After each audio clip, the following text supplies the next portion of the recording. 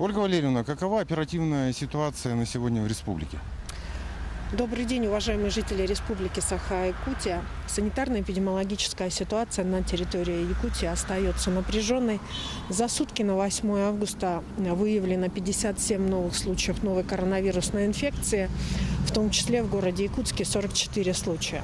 Что касается случаев, которые выявлены в городе Якутске, мы обращаем внимание на то, что, конечно же, стали появляться большее количество случаев, корпоративных. И сегодня необходимо все-таки усилить, непосредственно саму дисциплину в наших учреждениях, и поэтому дальше продолжать работу, направленную на определенного рода позиции того, что часть работников должна работать на удаленном режиме, а тем, кто работает на неудаленном режиме, должны соблюдаться все санитарные правила. Да, к сожалению, нам приходится немного менять формат нашей жизни после рабочего времени, но непосредственно, цифры сегодня по городу Якутску сегодня показывают о том, что необходимо меры принимать. А, к сожалению, у нас увеличилось количество случаев на Хангаласском улусе, 4 случая. И я уже обращала внимание, что эти случаи, они в своем роде связаны уже с острыми респираторными заболеваниями. Также по 2 случая у нас зарегистрировано в Сунтарском улусе. В настоящий момент имеет, в общем-то, достаточно такой серьезный семейная вспышка, которая сегодня и лечится как врачами Сунтара, так и города Якутска. Соответственно, медицинская помощь оказана. По одному случаю зарегистрировано в Верхоянском, Вилюйском, Алекминском, Татинском, Нерюнгринском и Устьянском районах. За прошедшие сутки зарегистрировано 2 летальных случая. Мы также продолжаем оказывать тестирование населения, и проведено тестов 2500 тестов в целом по территории Республики Саха-Якутия. Я в эти дни находилась непосредственно на юге республики, проводила совместные оперативные штабы республиканских и районных штабов алданских и нерюнгринских. На что бы хотела обратить внимание на 2 базовые позиции. Сегодня для нас, для всех, именно является серьезным вопросом приезд и возвращение наших земляков с отпуска.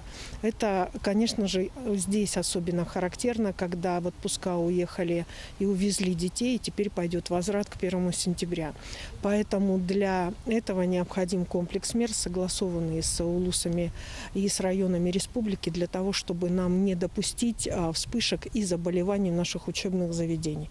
Кроме того, обсудили с коллегами районными, каким образом нужно начинать наш учебный год, потому что, безусловно, дети должны получать образование качественное. Это было и остается приоритетом республики.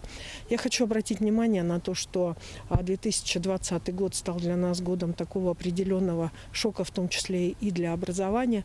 Тем не менее, и ЕГЭ было проведено, и дети закончили дистанционно. Теперь нужно войти в 1 сентября. Минпросвещение России предлагает вводить определенного рода тесты по восполнению знаний. Ну а мы со своей стороны, прежде всего, конечно, хотим проводить профилактические осмотры, диспансеризацию и вакцинацию детей, которые приехали, для того, чтобы все-таки дети у нас были здоровыми при непосредственно в учебном процессе. Ну и вообще, чтобы дети были здоровы. И последний момент, на который я здесь хотела бы обратить особое внимание, это подготовка медицинских кадров. Та ситуация, которая нас беспокоила по Нерюнгринскому улусу, она прежде всего связана с недостаточностью кадрового потенциала. Поэтому я провела ряд рабочих встреч с руководителями и медицинских учреждений, и, соответственно, учреждений, готовящих медицинские кадры. Сегодня нужно сказать, что по Алданскому медицинскому колледжу принято решение совместной подготовки специалистов, медиков для Арктики.